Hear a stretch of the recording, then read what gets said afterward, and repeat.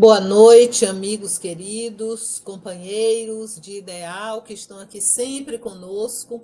Ainda hoje estamos fazendo o nosso programa de maneira telepresencial. Vocês estão assistindo ao vivo, os que estão aqui agora, por causa das obras no Salão da FEB. Mas acreditamos que ainda essa semana as obras serão concluídas. Nós temos o seminário de mediunidade no próximo fim de semana, com o tema Aperfeiçoamento da Mediunidade, o contributo de Manuel Filomeno de Miranda, muito interessante. As inscrições abertas no site da FEB. Eu acho que está imperdível, é um trabalho que eu vou gostar muito de assistir, tem companheiros assim muito com muita experiência no estudo da obra de Manuel Miranda, então todos estão convidados, está aí o card que a gente pode ver, tá certo? É dia 14 e 15 de junho. O dia 14 de junho vai ser o dia todo, que é sábado.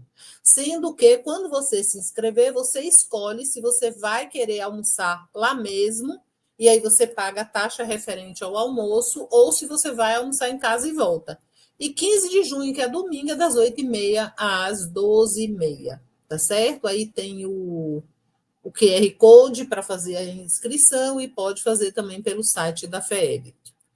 É um evento que acreditamos, então, que ele já vai ser feito no salão reformado, com a climatização, que é um desejo nosso de muito tempo. Além disso, a programação que nós temos para informar hoje é o congresso, nosso congresso espírita, que vai acontecer de 30 de outubro até 2 de novembro próximo. O tema é uma frase que eu gosto muito: nascer, morrer, renascer ainda e progredir sempre. Tal é a lei. Essa frase foi escrita no túmulo de Kardec. Eu acredito que ela fez parte de um dos discursos, não há uma identificação do autor, mas ela é bastante expressiva da nossa doutrina, das nossas convicções, da nossa vida. A gente nasce, a gente morre, a gente renasce de novo, mas com certeza vai sempre progredindo, porque a lei é a lei de progresso. E vai acontecer no Fiesta Convention Center. Nós já sabemos que tem limitação de lugares, então estamos pedindo sempre aos companheiros que antecipem a inscrição. Muita gente deixa assim para o dia, para a véspera, mas é melhor para a programação, que para a organização, que a gente faça isso com antecedência. Além do mais, a programação está ótima, nós temos convidados muito interessantes, vai ser um congresso muito legal, o momento da gente estar junto, o momento da gente se encontrar, o momento da gente refletir, não é, sobre os conteúdos da nossa doutrina. Depois que passar o seminário de mediunidade, nós vamos começar a falar sobre os encontros macro-regionais, que é um evento federativo muito importante aqui do estado da Bahia, mas aí vamos guardar. Passou esse fim de semana, a partir de segunda-feira a gente começa a falar deles. Ok, estamos começando uma nova obra hoje. Anunciamos, é o livro Lázaro Redivivo, do espírito Irmão X. Esse espírito, ele foi o famoso escritor Humberto de Campos, mas devido a circunstâncias em que a família fez algumas considerações em relação ao uso do nome dele, a família não é espírita, então a decisão da equipe espiritual que conduziu o trabalho de Chico Xavier, o trabalho mediúnico e presidido aí por Emmanuel, foi de que então seria chamado Irmão X. Não atrapalha nada, ele continuou fazendo um trabalho muito interessante e hoje nós vamos trabalhar com o prefácio. É uma obra sobre o Evangelho. Cada capítulo ele vai pegar um trecho do Evangelho e ele vai comentar esse trecho do Evangelho, e nós também vamos comentar junto com ele e vamos fazer as nossas reflexões. No prefácio, ele escolhe a experiência de Lázaro, mas não focando na ressurreição, que é o que todo mundo faz. Ele vai focar o que poderia ter acontecido com Lázaro depois da ressurreição. Como foi que ele foi visto pelos seus contemporâneos e por que ele foi, como é que ele foi recebido, e Irmão X vai tecer considerações sobre isso. E agora nós vamos fazer a mesma coisa. Então, acho que primeiro Marcel, depois Jamile, é isso? Pronto. Primeiro Marcel, depois Jamile, nós vamos começar nossas considerações.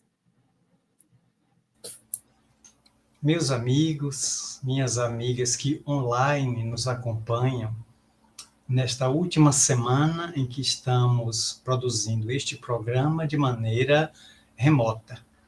Acreditamos que até o próximo final de semana, o grande salão da Federação estará climatizado.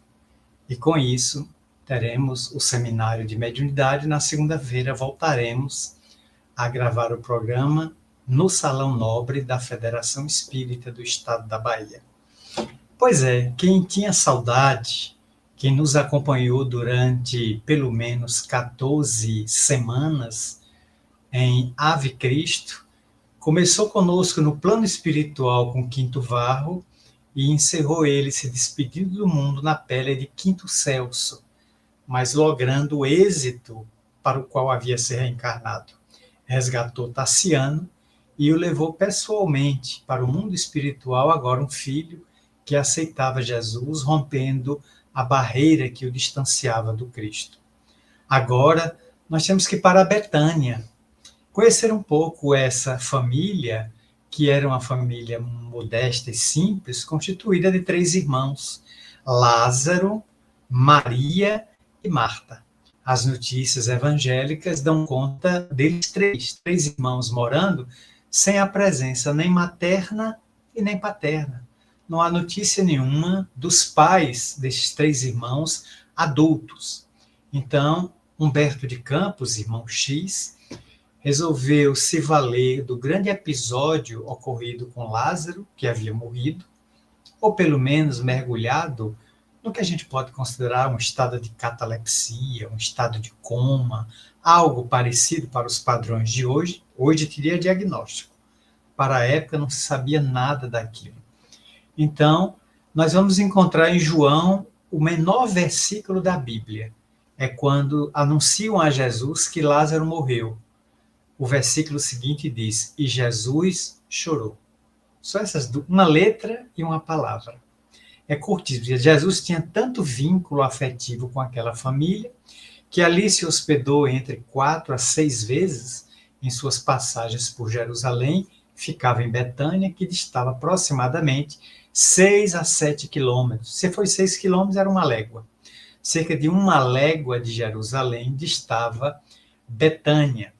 E, portanto, Lázaro, ao voltar, ao volver à vida, impressionou e chocou profundamente a sociedade daqueles dias, que, de certa maneira, era materialista, era focada na vida presente, porque Moisés, o patriarca, ele focou toda a sua doutrina no judaísmo numa visão de você ganhar a terra, você fazer tudo para agradar a Deus, para longevos, longínquos fossem os seus dias na terra. Não havia uma identificação do patriarca hebreu com a vida futura, porque esse segredo, essa verdade, ainda ia ser devastada 1.200 anos depois de Moisés por Jesus. Até lá, a humanidade precisava amadurecer para compreender a linguagem metafórica que Jesus ia trazer, a fim de que as pessoas se esforçassem por entender o mundo espiritual. Portanto, a figura de Humberto de Campos Vera, nascido em Miritiba, no Maranhão, e depois a cidade mudou o próprio nome para Humberto de Campos, cidade que eu visitei há cerca de 4 anos atrás, estive na cidade e pude conhecê-la de passagem, como também estive em uma cidade do Piauí, onde ele esteve residindo. E nessa cidade, ele e a família fizeram estágio ali, ele adolescente, a mãe fiadora de um instrumento que fazia bordados, e esse menino ia vender na feira.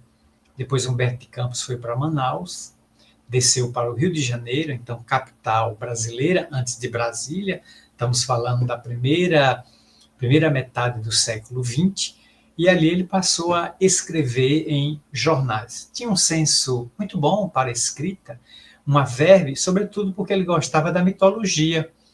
Então ele fazia muitos comparativos com personagens mitológicos. Mas os escritos de Humberto de Campos, cá para nós, eram ácidos.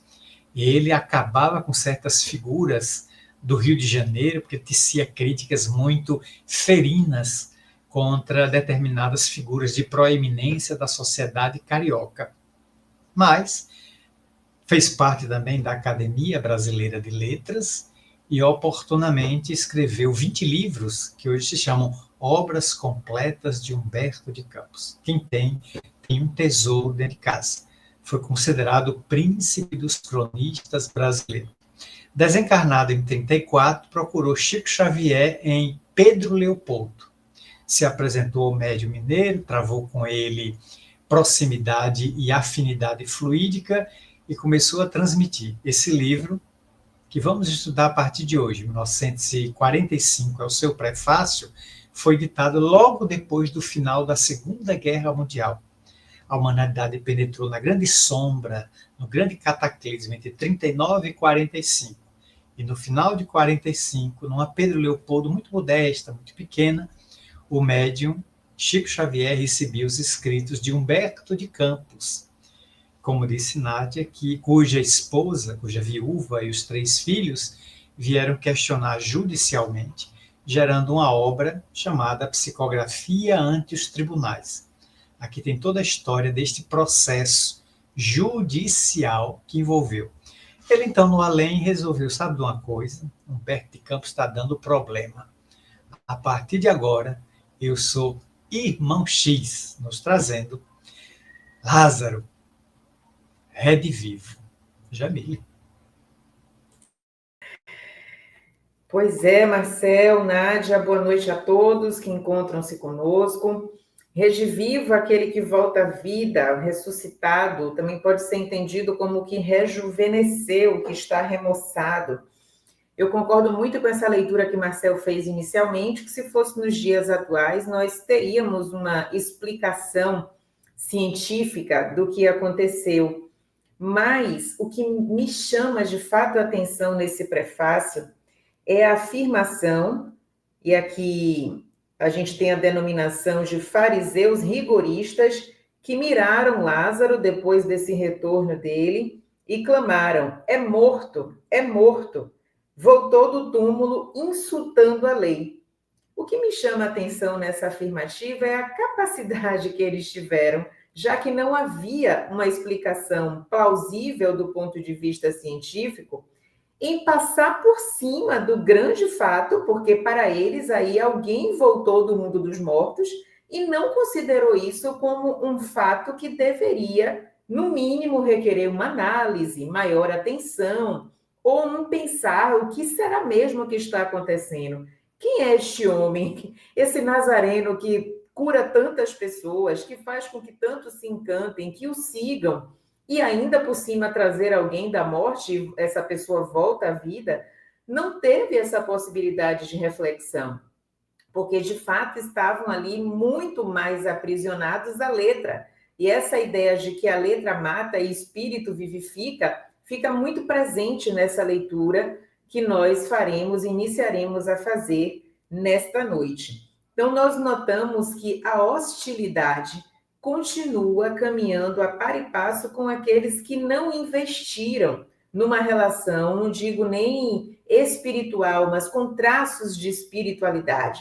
Ver algo além da matéria, ver algo na possibilidade de escutar o diferente. Isso me fez lembrar a lei de igualdade, que está lá no Livro dos Espíritos, quando fala da diversidade evolutiva, e que diz que realmente todos nós temos alcance da questão ou do senso moral, mas caberá a cada um desenvolver mais ou menos a depender do tempo, dos seus investimentos espirituais. E chega um momento da lei de igualdade que Kardec vai trazer para a gente que Deus não criou faculdades desiguais, o que poderia fazer a gente imaginar, mas Jesus, no espírito dessa elevação, já deve ter sido um espírito criado com um certo privilégio ou com caracteres diferentes das demais criaturas, e eles afirmam que não. Os espíritos têm graus diversos de desenvolvimento e estão em contato para que a evolução seja, então, impulsionada. Aqueles que avançaram, então, ajudam ainda os que estão na retaguarda a chegarem onde estão e avançar. E ele vai dizer que essa é a compreensão de uma lei, que é a lei de caridade, que deve unir a esses espíritos, os que necessitam da ajuda e aqueles que já avançaram e que vão, então, ajudar. Então, a igualdade, que não necessariamente, que não é essa igualdade que nós estamos buscando numa leitura material, mas sim uma igualdade na condição de essências divinas que todos somos. É uma característica que cada um de nós possui, não vamos deixá-la, mas o investimento em seu aprimoramento vai depender da ritmicidade de cada alma, de cada espírito. Então, isso ajuda também a compreender que não é o fato de Jesus ter estado ali ou de ter feito e apresentado o retorno de Lázaro que iria favorecer uma mudança súbita no íntimo de todos aqueles. Então, sim, teriam os incrédulos, teriam aqueles que queriam manter-se no poder e viam em Jesus essa grande ameaça, porque muito provavelmente o encantamento ia ganhando força e isso os deixava, de algum modo, numa sensação de que poderiam ser... não ser ameaçados, porque já se sentiam assim, mas destituídos de tudo aquilo que eles conseguiram conquistar.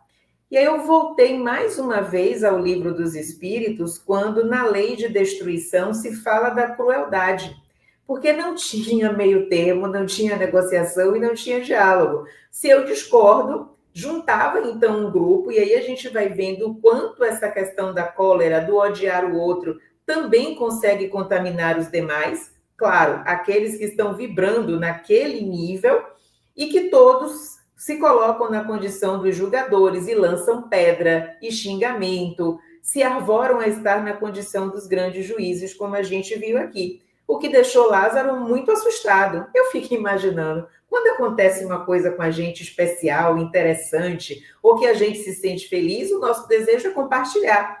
Eu imagino que Lázaro deva ter aparecido com essa vontade de contar às pessoas a boa nova, vejam o que aconteceu comigo, e foi a hostilidade que ele teve ao contrário, né?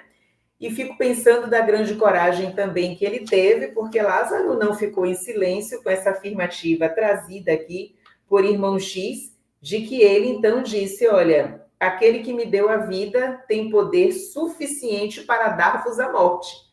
Então, ele não silencia e nem se intimida diante de toda a represália que ele recebe dessas pessoas que estão ali aferradas ao poder, ao seu posicionamento, a ponto de não perceberem a grandeza de Jesus a partir do retorno, então, de Lázaro, como bem dá o título a este livro, Lázaro Redivivo, mas tudo isso passou ao largo porque o interesse era na manutenção do poder das questões ilusórias e não da ideia da abundância e da fortaleza de Jesus ao fazer com que Lázaro retornasse do túmulo, como a gente conhece bem a história. É isso, Jamile. O fato do retorno à vida, né?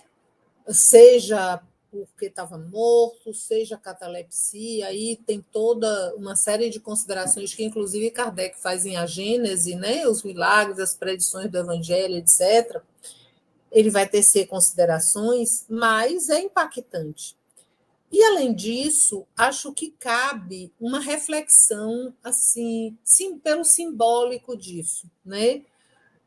Nós provavelmente estamos gozando perfeita saúde, nunca tivemos o que hoje se chama EQM, experiência de quase morte, que é estudada em vários âmbitos do campo científico, como experiência anômala, mas que muitas pessoas relatam, olha, eu vi que eu saí do corpo e tive tal e tal experiência.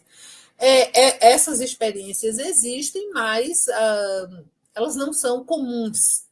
Elas acontecem, tem relatos, mas não é todo mundo, por exemplo, que entra em coma profundo que tem uma experiência de quase morte, não é todo mundo que tem uma parada cardíaca que volta fazendo esses relatos.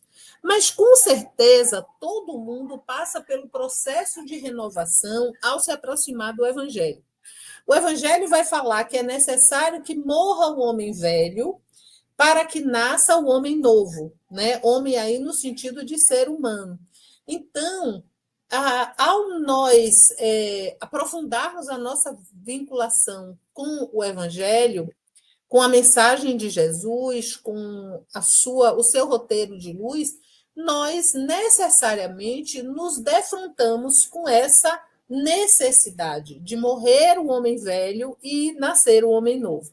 É uma luta interna e que eu acho que a experiência de Lázaro, a experiência da ressurreição, porque os textos evangélicos eles contam 3 ressurreições: a de Lázaro, a do filho da viúva de Naim e a da filha de Jairo.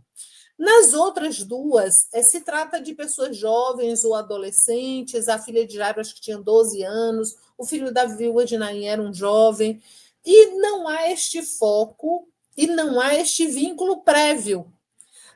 O filho da viúva de Naim, o enterro ia passando quando Jesus interveio. A filha de Jairo, há uma solicitação. Mas Lázaro era amigo de Jesus. Então a gente pode pensar no que significa para nós quando nos tornamos amigos de Jesus, para a gente deixar morrer muita coisa dos nossos hábitos, dos nossos padrões, da nossa visão de mundo, o que a gente poderia chamar de homem velho. Por quê? Porque o evangelho, ele é o próprio significado da palavra evangelho é a boa nova. O evangelho é a boa notícia, a notícia de que somos espíritos imortais, a notícia de que a vida não se circunscreve ao cotidiano que nós estamos habituados. E mudar esse paradigma, mudar essa visão de mundo, resulta para nós nessa luta interna. Então, eu fiquei pensando que a gente podia pensar um pouco, a partir da experiência de Lázaro, que é relatada nesse prefácio, os significados simbólicos disso. A primeira coisa que a gente nota é que Lázaro, depois que ressuscitou e tal, um dia ele sentiu saudade do templo.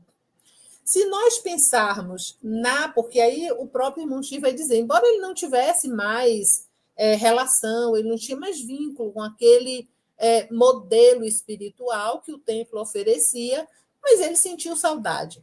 E eu acho que a primeira coisa, quando a gente deseja mudar, quando a gente vê diante de nós um horizonte de uma possibilidade, de um caminho novo, de algo mais além, que é o que o Evangelho propõe, é que tem dias que a gente sente saudade do passado.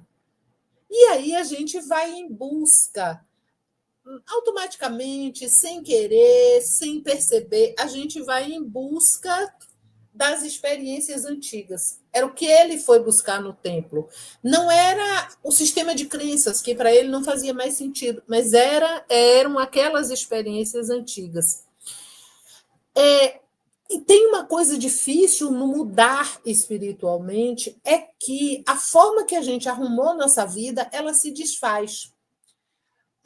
Não é que nós tivemos uma vida errada, éramos criminosos, somos ali qual o Agostinho, o Santo Agostinho, né, da patrística, que ele era uma pessoa que vivia, segundo relatos, uma vida dissoluta. Ele escreveu um livro chamado Confissões, onde ele disse como a vida dele era distante de espiritualidade, distante de uma vivência espiritual, e ele então se renovou. Não precisamos ser como Santo Agostinho.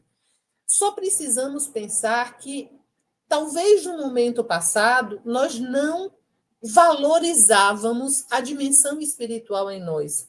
Talvez no momento passado, nós não tínhamos uma busca da presença de Deus em nossa vida. Talvez no momento passado, a gente se dedicava muito mais a coisas imediatas, a coisas externas, do que a construção da nossa própria evolução, de um processo de evolução consciente. A gente não se dedicava a trazer para a vida cotidiana as lições do Evangelho, que talvez conhecêssemos, mas estávamos distantes.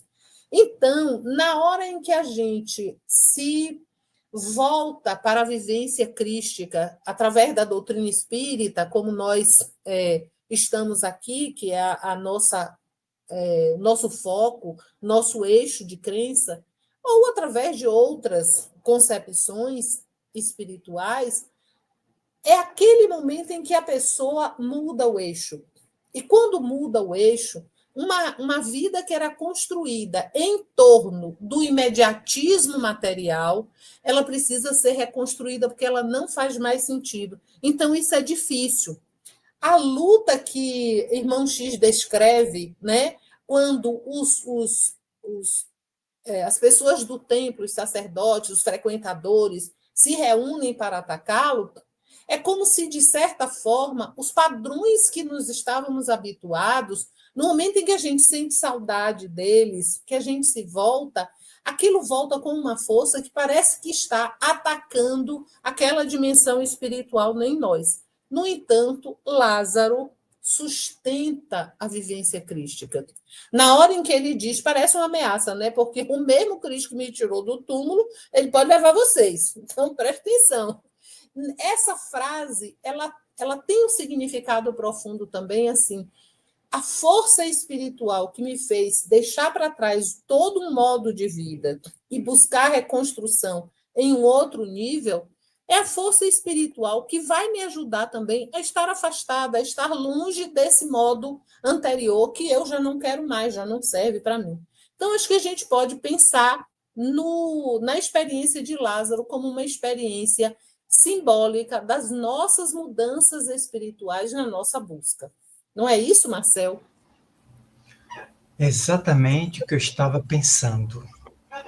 O prefácio, conquanto curto, retratando uma história que não está narrada no Novo Testamento, diga-se de passagem, ela enfatiza um primeiro ângulo. Os desencarnados têm saudade da vida que tinham na Terra? Ora, se são os homens e as mulheres que se desprenderam do corpo, carregam consigo as paixões, as inquietações, os desejos. Tanto quanto os que ficaram. Aí, no caso, Marta e Maria. As duas irmãs tinham profunda saudade do irmão, até porque numa sociedade machista e patriarcal, era o homem que comandava a casa. No caso, as duas não casadas, sem respectivos maridos, era o irmão que administrava. Elas eram o que chamamos hoje em dia de donas de casa, domésticas. E ele abastecia a casa. Então, ele era um mantenedor. De repente, adquire uma enfermidade para os padrões da época incurável e desconhecida, porque não havia tratamento e a doença era catalepsia. Ninguém sabia o que era catalepsia. Naqueles dias, a pessoa apagasse por um desmaio, a pessoa tivesse um estado de coma, ela era imediatamente enterrada. Portanto, enterrada viva. Porque para o judeu a pessoa tinha morrido, parou suas funções, sepultava ela. Então, fizeram isso com Lázaro. Ele apresentou uma catalepsia, rigidez corporal, a pele muito branca, ausência de respiração, batimentos cardíacos dentro de uma fibrilação do órgão cardíaco, em que ele pulsa, mas ele não bate, ele só fibrila. Então, o homem está morto. Ainda bem que não jogaram ele num sepulcro com terra em cima. Aí a morte era na selva. Não, numa gruta, cavada na rocha, envolvido em ataduras ou em mantas, de modo a ficar ali. Então, não tinha terra sobre ele. E aí, então, os desencarnados, que são pessoas que já passaram pelo outro lado da vida, também carregam saudades e desejariam voltar para dar notícias. Nem todos podem, nem todos têm permissão, nem todos têm condições, a maioria, de voltar de imediato e trazer notícias do novo estado a que foram conduzidos. Jesus é avisado e parece não se preocupar. Ele age com uma tranquilidade, ele chora o sentimento de afeto por Lázaro, mas ele não se preocupa e continua fazendo a uma regular distância de Betânia a atividade para o qual ele veio ao mundo, iluminar as criaturas, apontando o caminho do reino dos céus. Depois ele se dirige lá e, por isso, a consequência da pergunta: Senhor, se estivesses aqui, meu irmão não teria morrido. Teria, porque tudo morre por força de uma lei de Deus, a lei de destruição. e nem uma entidade superior pode deter quando é a vontade divina, porque ninguém pode subjugar a lei divina. Aí vem o segundo aspecto. Lázaro não morre e Jesus traz ele de volta ao corpo. Qual o sentido, qual o impacto de uma notícia dessa para a época? O homem está morto. A cultura judaica admite que os mortos, eles descem ao Sheol. Sheol seria o céu judaico, de onde não se levantam mais. Ficam ali num sono eterno. De repente, Lázaro volta, reassume seu corpo, se alimenta e retoma suas funções habituais. Isso é um impacto. Então, o pessoal só ficou no momento da ressurreição porque Jesus estava presente. E havia uma necessidade de um teste. Ele diz assim para o túmulo, Lázaro, surge tâmbula. Ou seja, sai Lázaro. Você só tinha duas possibilidades. Lázaro sai. Esse homem é um profeta. Lázaro não sai. É um embuste. Esse é um farsante. Chamou, o homem continua morto. Então a turma ficou ali para testar, porque conta-se que em Feira de Santana, há muitos anos, foi Divaldo que contou isso, um homem estava num distrito de Feira de Santana e pediu carona na estrada, à época sem asfalto, a um caminhão Fenemê. Fenemê é Fábrica Nacional de Motores. Fabricava um caminhão horroroso. A cara do caminhão era muito resistente. E aí o homem deu carona, mas pediu que o caronista subisse lá atrás, na carroceria. O homem subiu, só ele. E o homem tocou o caminhão para Feira de Santana, a sede da cidade. Só que lá atrás do caminhão havia um caixão de defunto vazio, que o homem estava levando para um velório em Feira de Santana. E para azar do caronista, que estava todo pronto para ir à cidade resolver coisas, começou a chover. Chuva forte, o homem não teve dúvida, olhou para o caixão do defunto, abriu a tampa, deitou-se, fechou e ali se protegeu da chuva. E no saculejo suave do ônibus até feira, o homem adormeceu. Só que em vários pontos, o homem do caminhão foi parando. E o povo dizia, o senhor está indo para a feira de Santana, para o mercado? Sobe aí, sobe aí. E o caminhão foi enchendo de gente lá atrás. Mas todo mundo sentou nas laterais e deixou aquele caixão de defunto no meio. Porque pela janelazinha na tampa havia a presença de um morto, que era o caronista dormindo. Ao chegar em Feira de Santana, a chuva parou. O homem abre a tampa e pergunta, a chuva parou? Mas não ficou ninguém em cima do caminhão. Se conta que até hoje tem gente correndo. Então, Lázaro não causou esse impacto porque está todo mundo aguardando o que ia acontecer. E o homem voltou à vida. Mas Jesus não contrariou a lei. Uma pessoa morta é uma pessoa morta. Ninguém pode mais trazer a vida. Jesus apenas reabilitou porque era um estado de catalepsia. Jesus conhecia, algo desconhecido para aqueles dias, e cortando ou anulando os efeitos do estado cataléptico sobre o espírito, reanimou o corpo com fluido vital, fazendo com que Lázaro retomasse seu corpo de volta, o que não impediu Lázaro, mais tarde, de vir a falecer de morte natural. Assim é o clima da vida. Nascer, viver, crescer, reproduzir, envelhecer e morrer, renascer sempre, tal é a lei. Ninguém escapa.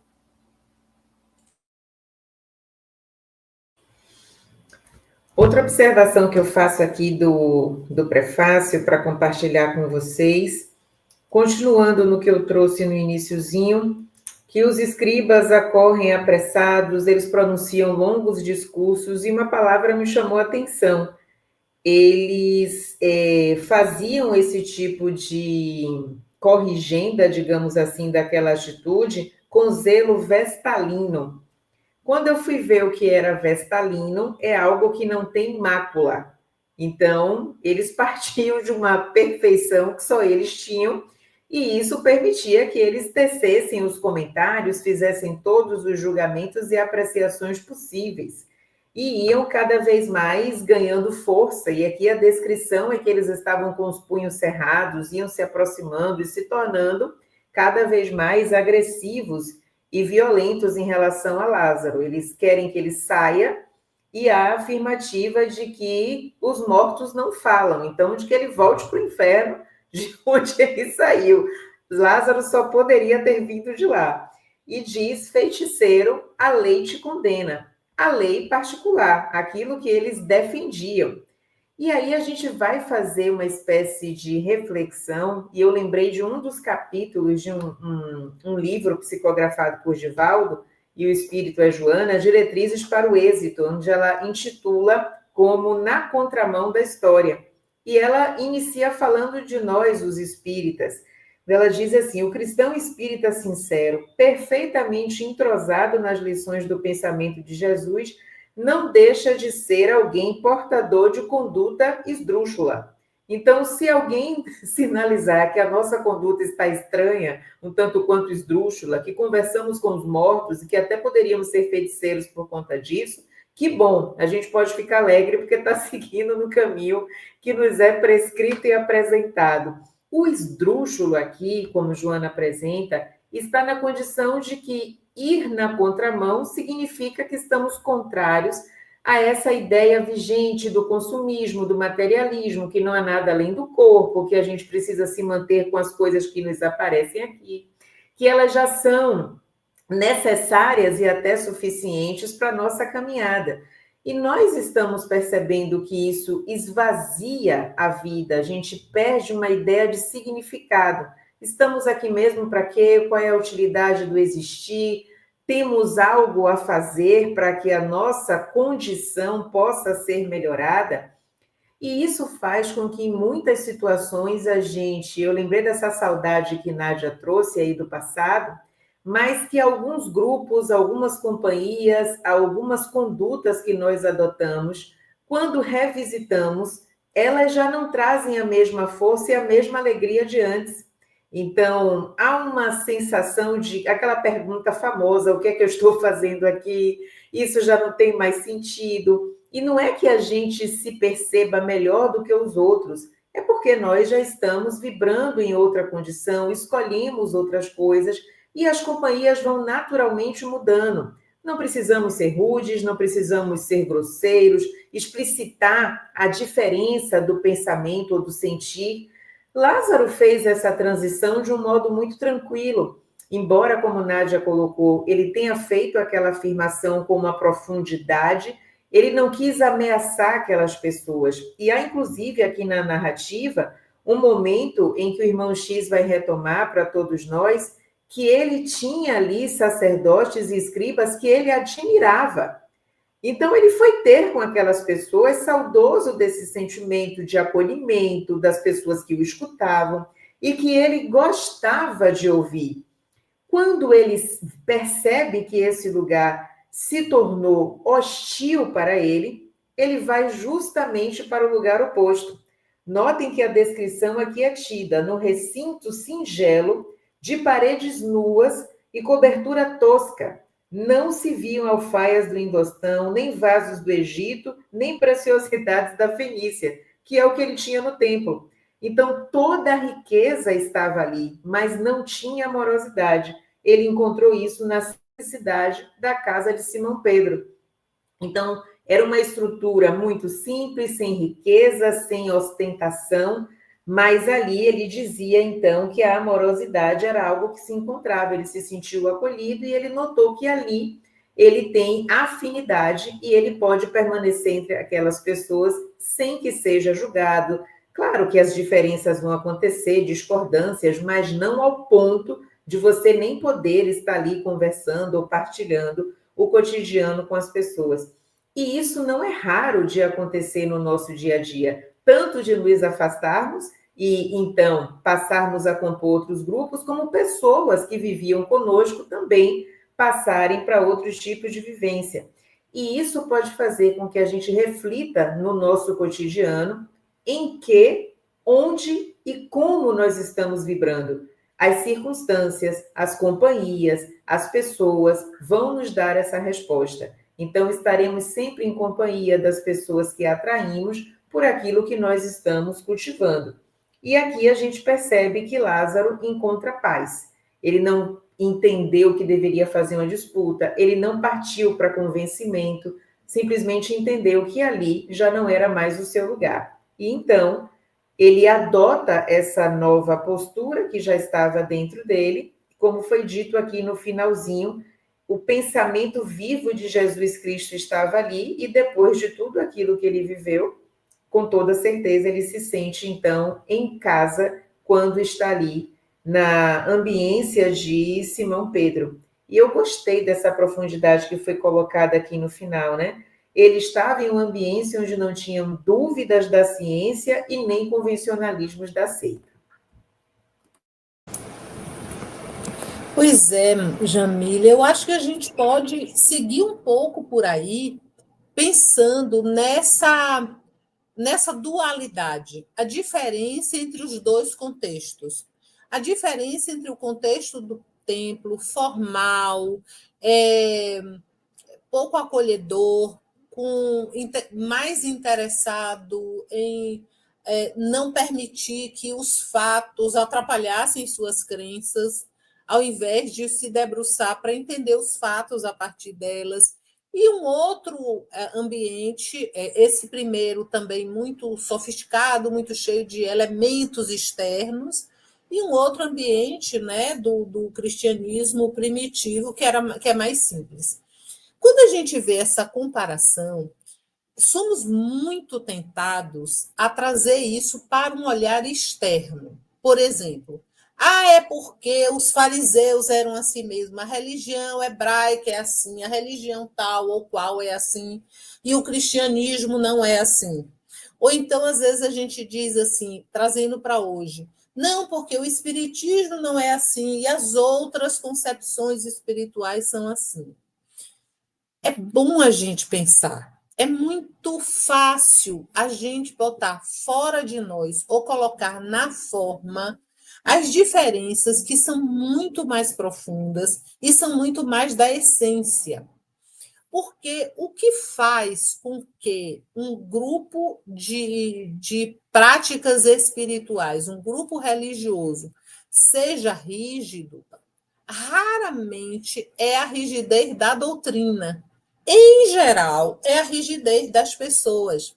Nós lembramos quantas vezes Jesus disse: Eu não vim destruir a lei, eu vim dar-lhe cumprimento. E ele, em outros momentos, ele vai dizer: Olha, vocês acrescentaram coisas à lei. A lei de Deus não é essa, a lei de Deus é outra, é mais simples. Vocês acrescentaram coisas. Tem uma hora que ele diz que os sacerdotes, né, os intérpretes da religião judaica, responsáveis, né, pelo templo, que eles tinham colocado fardos sobre os ombros dos fiéis, dos seguidores, que não estavam na lei. Por que isso se faz? Porque depende de como aquele ser singular que compõe aquele conjunto de outros seres, como Jamile falou, que tem afinidade entre si, que tem uma vibração semelhante, como eles conseguem viver aquela mensagem. Então, é muito mais fácil a gente dizer, olha, outros grupos são assim, o nosso não, ou dizer assim, porque as casas espíritas não são amorosas, as casas espíritas não são interessantes, as casas espíritas... A gente faz muitas vezes essa crítica. Dá uma olhada de novo. Olha para dentro e pensa assim, a casa espírita que eu estou não é amorosa. E eu sou, mas eu não estou lá. Então tem pelo menos uma pessoa amorosa naquela casa. Ou eu estou só esperando que os companheiros expressem a amorosidade, ou eu estou ocupada em apontar a falta de amorosidade dos outros, ou eu estou interessada e envolvida em pressionar os outros para que eles sejam amorosos, como se coubesse a mim conduzir o processo espiritual das outras pessoas. Eu sempre tenho essa pergunta quando eu escuto essa colocação. Mas você não está na casa? E você não é amoroso? Ah, não, mas eu não sou porque eu não sou tão evoluído. Pronto, então você está no lugar certo. Todo mundo é assim. Vamos lá tentar junto?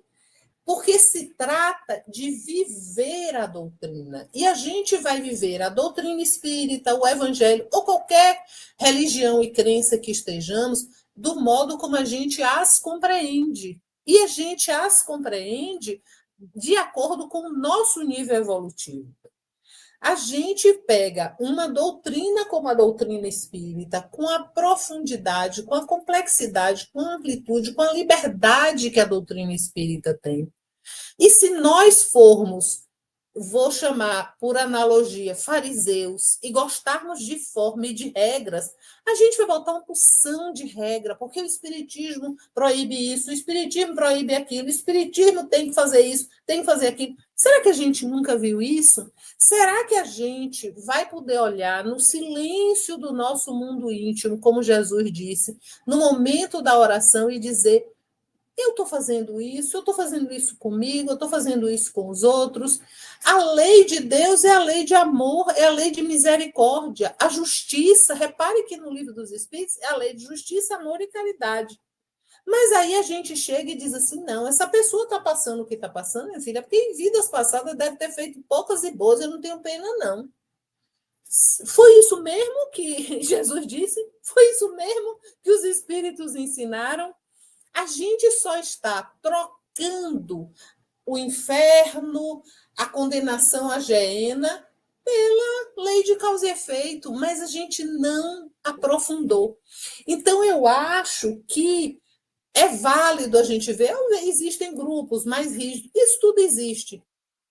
É importante que a gente possa guiar o nosso próprio processo evolutivo, a gente possa ampliar nossa consciência e sempre olhar e pensar assim, onde é que eu sou fariseu?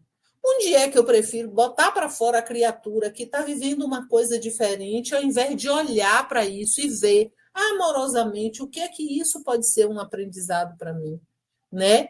Então, vamos pensar, existem no mundo externo muitas coisas, mas o mundo externo, ele muda, ele é uma aparência, ele é uma expressão. A essência do que somos é fundamental. Então, como é que nós vivemos a nossa crença? Como é que a gente vive o evangelho? Como é que a gente vive a doutrina espírita? E como é que a gente faz a diferença onde a gente está? Como é que a gente está num lugar e a gente vive de tal forma que seja o máximo que nós conseguimos de vivência do evangelho? Esse é o convite do Cristo. Nessa mesma esteira de raciocínio, Nádia, recordo-me que esta semana o IBGE, Instituto Brasileiro de Geografia e Estatística, soltou uma pequena fração do censo realizado entre 2020 até 2022. Por causa da pandemia, esse censo demorou a ser feito. De 10 em 10 anos, esse órgão do governo federal faz o censo. As estatísticas das religiões apontam: a Igreja Católica continua com uma hemorragia de fiéis inestancável. A quantidade de católicos que abandonam o catolicismo buscando abrigar-se em religiões evangélicas é imensa. As igrejas evangélicas cresceram enormemente, de modo que o IBGE afirma que cada 4 brasileiros, pelo menos um é evangélico. Em cada 4 brasileiros. E nós, os espíritas, enxugamos 200 mil. Éramos, em 2010, 3 milhões e 500 mil espíritas declarados, e agora somos 3 milhões e 300 mil espíritas declarados. 200 mil, se não desencarnaram, mudaram de doutrina. Então a gente vai para Lázaro. Lázaro era judeu, como todo mundo que conviveu com Jesus. Mas o contato com Jesus, hospedando o mestre, já começou a alterar aquele homem. Isso significa aquele homem e as 2 irmãs. Note que como o processo de mudança é homeopático. Das visitas, do que ele ia vendo, do que ele ia assistindo e dialogando com o Cristo quando o hospedava e ao seu colegiado apostólico, aquilo foi martelando por dentro de Lázaro, de modo que ele disse: existe uma novidade no ar. O judaísmo está esgotado, o judaísmo não atende nossas necessidades, é só riqueza no templo e miséria no povo. E esse homem traz uma esperança jamais vista, longamente aguardada pelo povo de Israel. Aí vem a doença, segundo impacto. Lázaro aparentemente morre durante 3 dias para o mundo. O que é que ele fez durante aquele período? Fora do corpo, ele recebeu novas lições no mundo espiritual. E talvez tenha perguntado: é hora de voltar?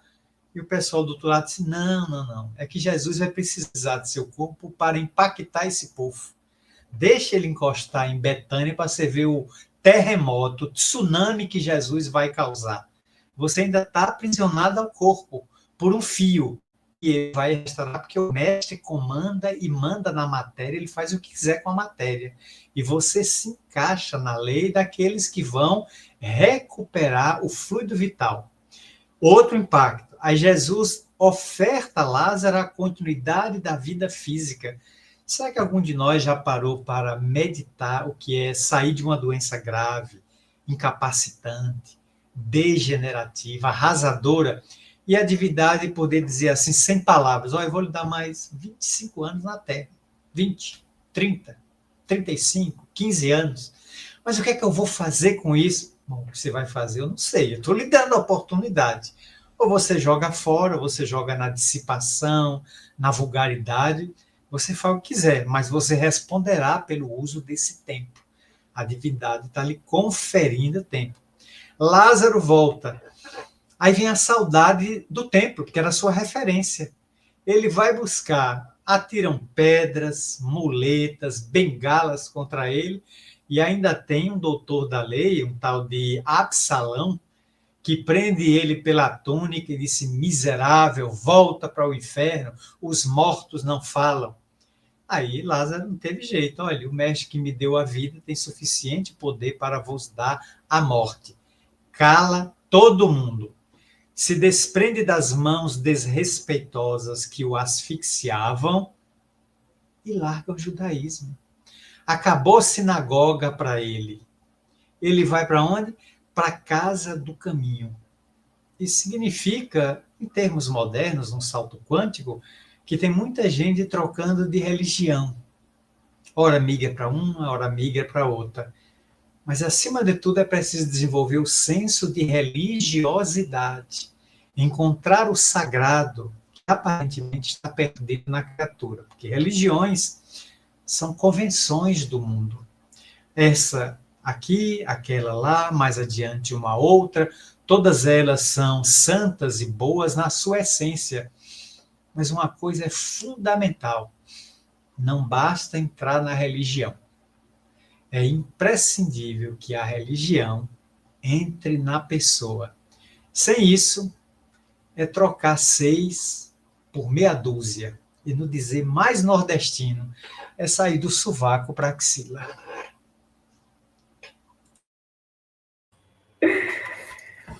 Do que nós estávamos conversando, e até mesmo dando sequência ao raciocínio que desenvolvemos aqui hoje, eu acabei ficando, de uma certa forma, voltada para essa reflexão de como nós podemos lidar com as situações difíceis no nosso dia a dia, principalmente nas nossas relações mais próximas.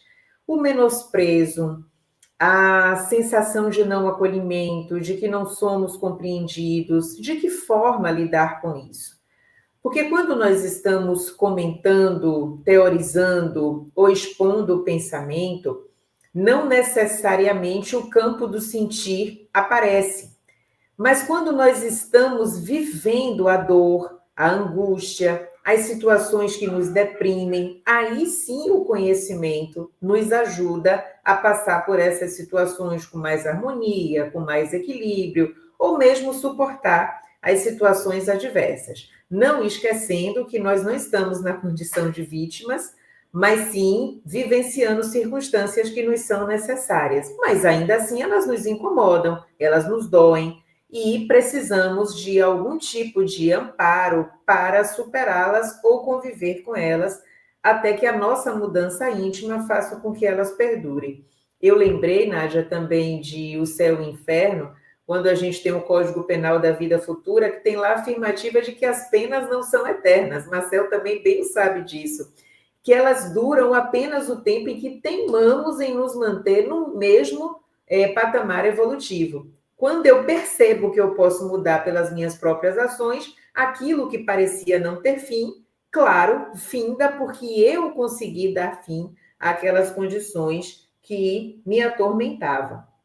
Aí também na Lei de Destruição, lá no Livro dos Espíritos, na parte terceira, onde tem uma reflexão sobre a crueldade, Kardec vai fazer essa pergunta: por que que ela ainda é predominante entre nós? E a resposta é porque tem espíritos que ainda permitem que a matéria sobrepuje. Ela prepondera sobre a natureza deles. E quem vive subjugado pela matéria não consegue ver nada além do que a satisfação dos seus desejos imediatos. Então, você não vê nada além do corpo, você luta por conservação. Então, quando Lázaro volta, e que eu achei interessante a palavra que é colocada, ele afronta a lei pelo seu retorno, a essa ameaça faz com que a crueldade apareça, porque você está mexendo com aquilo que me mantém, com as minhas crenças, as quais eu estou aferrado, e vivo com base nelas. Lázaro representou uma destruição daquilo que mantinha aquelas pessoas com certo sentido, com certo ideal. Então, o que me ofende precisa ser, então, de qualquer modo, aniquilado. Só que Kardec também vai dizer que todos nós somos possuidores de um senso moral e que os cruéis também serão mais tarde homens bons e humanos. Essa perspectiva de evolução, que não é uma ilusória, ajuda a gente a conviver nessas relações difíceis, porque o outro é tão essência quanto eu e também vai em algum momento florescer. Isso não quer dizer que eu seja conivente com suas práticas, mas que eu entendo que cada um só vai dar o que tem. E volto para finalizar, aqui quando eu percebo que, mais uma vez, a afirmativa de Lázaro, de quem me deu a vida pode lhes conferir a morte, ele está trazendo a expressão mais genuína daquilo que ele passa a crer.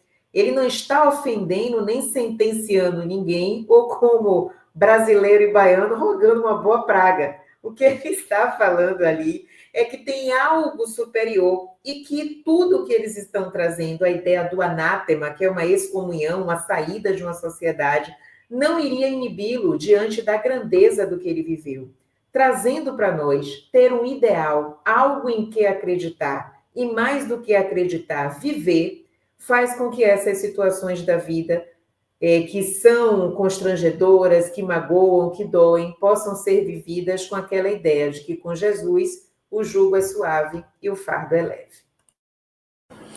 Pois é, estamos terminando a nossa primeira abordagem do livro Lázaro Redivivo e vamos levar conosco a percepção de que não é por acaso que ele escolheu no prefácio a ressurreição de Lázaro.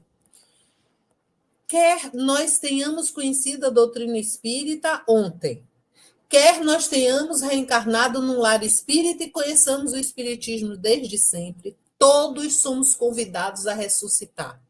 Sempre tem uma parte nossa que já está superada por causa da lei de progresso, por causa da evolução. Então, nós estamos sempre na condição de Lázaro, uma condição de ressurreição. Aquilo que nós podemos transformar. Vamos lembrar que não é à toa a frase que diz: conhece-se o verdadeiro espírita pela sua transformação moral e pelo esforço que emprega em dominar suas más inclinações. Nós somos convidados a deixar morrer o padrão anterior, o padrão antigo, aquilo que nós já compreendemos que precisa ser superado e que nasce em nós, o homem novo, a mulher nova, a pessoa nova, o espírito que está disposto a avançar mais adiante. Todos somos convidados a viver o evangelho, a viver a doutrina, e eu acho que é nesse espírito de transformação que nós vamos trabalhar os 50 capítulos que estão aí à nossa frente, onde o nosso companheiro, o irmão X, vai, a cada semana, nos oferecer um evento do Evangelho, um trecho, uma consideração, para que nós possamos ressuscitar o tempo todo. Muita paz para todos, que Deus nos abençoe e a gente se encontra na segunda-feira.